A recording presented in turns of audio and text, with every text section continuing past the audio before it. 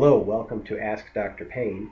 Today's question is from a woman with size 34B breasts that she describes as deflated. She wants to be larger, more full, but still with a natural appearance, wants to minimize scarring, and is interested in breastfeeding, possibly in the future, again for a second time, because she has done it before.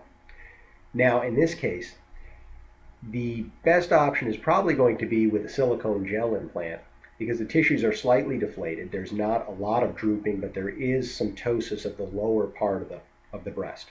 So the nipple is not looking down at the floor, but there's a little deflated at the bottom part. So in general, a small implant, maybe with a crescent lift or a circular lift, there are some indications for those types of lifts, are going to minimize scarring and allow for more fullness with still a natural shape. Although if the implant desired is on the larger side, there's going to be a little more looseness of the tissue at the lower part of the breast than maybe what is sought here. So in that case, if scarring wasn't a concern, it may be a good idea to consider the vertical lift or even an inverted T lift to deal with that lower pole tissue laxity.